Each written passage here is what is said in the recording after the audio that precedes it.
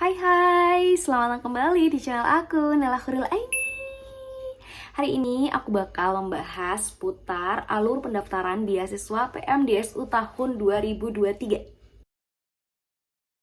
Jadi, terkait dengan pendaftaran PMDSU tahun 2023 ini, alurnya yang pertama sebaiknya untuk saat ini menghubungi dan mencari tahu sebanyak mungkin tentang promotor yang mana yang akan kalian pilih. Nah, cara cari tahunya itu seperti apa? Kalian bisa mengunjungi website PMDSU, terus kemudian di situ ada menunya bagian promotor. Nah, kalian klik. Di situ kalian bisa tahu untuk saat ini sampai Februari konten ini diambil itu hanya masih tahu bagian bidang keilmuan dari promotor, karena topik sendiri itu belum keluar ya teman-teman. Jadi pastikan dulu kalian mencari tahu promotor yang sesuai bidang keahliannya sama kalian, sama S1-nya dulu itu apa, di list dulu, di tag, ditandain gitu kan ya, sebelum nanti kalau topiknya keluar tuh kita bakal berselancar atau mencari tahu lebih lanjut lagi. Tapi sekarang kalaupun mau menghubungi promotor itu boleh, tapi memang sebatas hanya kenalan aja gitu. Yang pertama itu kita harus mencari tahu sebanyak mungkin tentang promotornya. Dan di web itu juga sudah diberikan informasi-informasi terkait dengan penelitiannya, baik dari Google Scholar-nya ataupun ResearchGate-nya. Jadi teman-teman di sana bisa baca semua tentang penelitian promotor tersebut. Manfaatkan supaya lebih kenal dan lebih dekat dengan promotornya. Kedua, setelah teman-teman mantap sudah menghubungi promotor, ya kan, sudah tahu promotor mana yang harus pilih, sudah istikharah, sudah bertanya, sudah mantap, teman-teman tinggal daftar. Nanti kalau sudah dibuka, yaitu sekitar bulan April atau Mei, nah nanti itu baru deh dipilih. Dan memilih promotor ini teman-teman, pas sudah di laman nih mau daftar, itu tuh hanya satu mahasiswa hanya boleh melamar satu promotor. Jadi tidak bisa melamar lebih dari satu, karena nanti juga nggak akan bisa. Sistemnya itu hanya memperbolehkan kita melamar satu promotor. Jadi teman-teman tuh harus benar-benar yakin gitu siapa yang bakal teman-teman pilih. Bagaimana menentukan keyakinan teman-teman itu? Teman-teman harus ya tadi mengenal dan mencari tahu tentang promotor itu sendiri. Clear ya sampai sini? Selanjutnya yang ketiga, teman-teman itu juga harus mendaftar di universitas yang bakal menjadi universitas teman-teman di pascasarjananya. Misalnya kalian memilih promotor X, ternyata promotor X ini dari IPB gitu kan ya, jurusan pengelolaan sumber daya perairan. Jadi teman-teman juga harus mendaftar di pascasarjana IPB di jurusan tersebut. Gak bisa misal promotornya dari pengelolaan sumber daya perairan, teman-teman ngambilnya di jurusan matematika gitu, nggak bisa ya teman-teman, harus sama banget plek ketiplek sama jurusan promotornya. Dan untuk mendaftar di universitas dan di PMDSU ini dilakukan secara paralel ya teman-teman. Jadi habis daftar di PMDSU terus kemudian daftar di universitasnya. Dan ini dilakukan boleh berdekatan, universitasnya dulu boleh, PMDSU-nya dulu boleh, atau berbarengan juga boleh. Jadi istilahnya itu pendaftarannya dilakukan secara paralel. Jangan lupa nih teman-teman, pastikan kapan universitasnya itu buka, ya kan?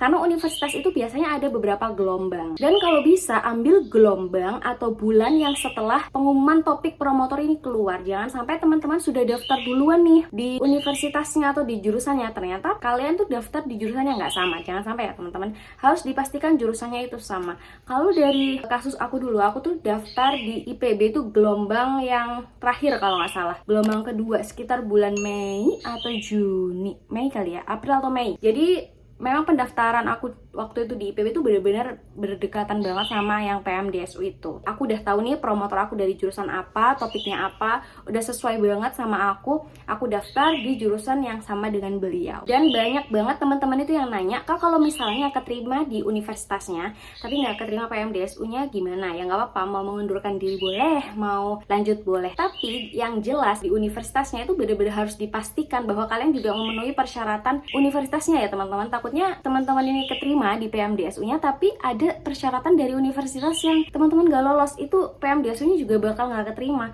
Karena kedua syarat ini harus dipenuhi. Jadi memang melakukan seleksi akademik dan administrasi sesuai ketentuan pascasarjana universitas tujuan dan harus sesuai gitu. Jadi kalau misalnya udah sesuai standar yang sudah memenuhi, kalian keterima di universitasnya, PMDSU-nya juga keterima, otomatis bakal ngelink. Tapi kalau salah satunya ada yang gak keterima, dan sayang banget kalau ternyata teman-teman ini yang gak keterima malah di universitasnya. Jadi usahakan semuanya terpenuhi. Itu ya teman-teman, persyaratan dari universitas jangan sampai ada yang terlewat. Baik dari bagian TOEFL-nya atau TPA-nya, semua itu harus dicari dari sekarang. Berapa sih skor yang harus aku penuhi? Berapa sih skor yang harus aku capai? Nah, kalau misalnya skor teman-teman saat ini belum sampai ke tahap itu, ya segera dipenuhi. Setelah kita mendaftar di universitas tujuan, terus kemudian kita mendaftar juga di PMDSU atau sebaliknya PMDSU dan universitas tujuan, pokoknya ini paralel, harus bareng-bareng gitu ya. Nah, teman-teman udah tunggu aja sampai pengumuman itu keluar. Kalau nanti pengumumannya sudah keluar, ya kita tinggal lihat siapa yang bakal dipilih sama promotornya. Nah, kita tunggu, biasanya itu pengumumannya kalau untuk di kasus batch 4 tahun 2018 itu pengumumannya keluarnya di bulan Agustus tanggal 15. Nah, bisa jadi kalau teman-teman ini nanti masuknya itu Agustus awal, semester barunya bisa jadi pengumuman itu bakal ada di Juli akhir atau Agustus awal banget, tanggal satuan gitu lah mungkin. Jadi teman-teman pastikan tuh semua syarat-syaratnya ada. Terus kalau disuruh minta surat rekomendasi, kasih surat rekomendasi, minta surat bebas narkoba dari rumah sakit pemerintah, ambil yang di rumah sakit pemerintah. Kalau nanti semua itu ada formatnya, lengkapi sesuai formatnya, jangan sampai enggak sesuai sama formatnya, karena ada beberapa yang enggak sesuai dengan format itu tidak diterima. Jadi pastikan sesuai semuanya. Terus kalau sudah nanti keterima ya selamat gitu. Kalau nggak keterima ya cari lagi, masih banyak beasiswa selain beasiswa PMDSU ini. Dan satu lagi teman-teman nanti juga bakal menandatangani kontrak dengan PMDSU dan universitasnya. Terus kemudian teman-teman kontrak untuk menyelesaikan program PMDSU ini sesuai dengan targetnya, sesuai dengan apa yang dijanjikan, sesuai dengan apa yang ditargetkan. Dan juga di tahun batch 7 ini ada kontrak yang terkait dengan harus menjadi dosen atau peneliti nanti kalau setelah lulus. Jadi nanti kita lihat bersama-sama terkait dengan kelanjutan dari batch 7 ini. Untuk sementara alur PMDSU seperti itu, tidak banyak berubah. Hanya saja untuk di batch 7 ini memang untuk topik itu keluarnya agak lebih lama dibandingkan nama promotornya. Soalnya biasanya tuh barengan. Oke teman-teman, sekian dulu penjelasan terkait dengan alur PMDSU tahun 2023. Buat teman-teman yang masih bingung, boleh banget terkait alur ini dan juga boleh banget DM di IG aku. Dan kalau kalian merasa terbantu dengan konten ini, jangan lupa untuk subscribe, like, dan komen konten ini.